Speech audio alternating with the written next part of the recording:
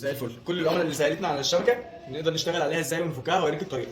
تمام. الشبكه الاول معانا بالطريقه دي، هنفك الستيكر اللي عليها او اللزق اللي عليها. تمام. نيجي هنا كده البكره اللي على اليمين واللي على الشمال بنفكها عشان نقدر نفك الشبكه الاولانيه لو هنستخدم الفراخ او نستخدم الاكل بتاعنا. بعد ما هنفك البكره اللي على اليمين واللي على الشمال، تمام، نقدر بقى ان احنا نشيل الشبكه خالص كده. تمام. كده احنا شلنا الشبكه خالص. بنبدا نحط الاكل بتاعنا عادي ونرصه. طب احنا ازاي نفك الشبكه كلها؟ عشان لو عايزين نغسلها هسهل عليك الموضوع وهقول لك بقى. احنا بنحط الشبكه عادي زي ما احنا بنحطها تاني. تمام. بنربطها اهو. تمام. بعد ما بنربط هنا وهنا، تمام، بنيجي على الجنب. بص كده على الجنب هتلاقي مسمارين، دول بنفكهم يدوي. المسمار ده والمسمار ده نخلي بالنا كويس واحنا بنفكهم عشان نبقى حافظين مكانهم. ده بيتفك يدوي، مش محتاج بقى مفتاح ولا محتاج اي حاجه، مجرد ما بنفك كده تمام بيتفك معانا يمين وشمال. تمام. يعني احنا اهو فكينا المسمار ده وبنفك برده المسمار ده معانا كده.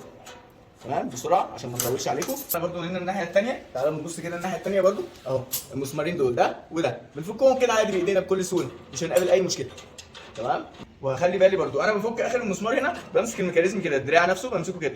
تمام. عشان هو ينزل مني، ينزل عادي خالص. تمام. بعد كده بشيل الشبكه واغسلها كلها. تمام. برجع احطها تاني بعد ما بخلص غسيل، نفس ما فكيت المسمارين اللي على اليمين واللي على الشمال هم هيركبوا برضو. تمام كده. بيركب ده الاول اهو عادي. تمام. انا كده خلاص خلصت غسيل وبرجع اركب الشوايه تاني. ادي المسمار اهو.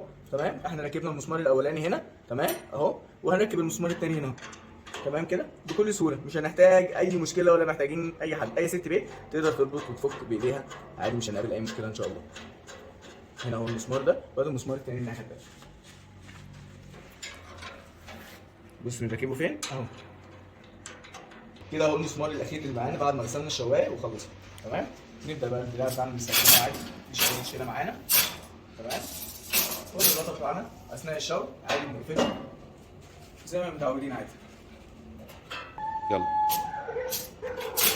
تمام. احنا كده خلصنا ورجعنا الشبكه مكانها واشتغلنا والدنيا تمام والدراع معانا تمام. بنقفل الغطا وبنبدا نشوي. ونتمنى لكم دايما يوم سعيد. كل سنه وانتم طيبين. السلام عليكم ورحمه الله.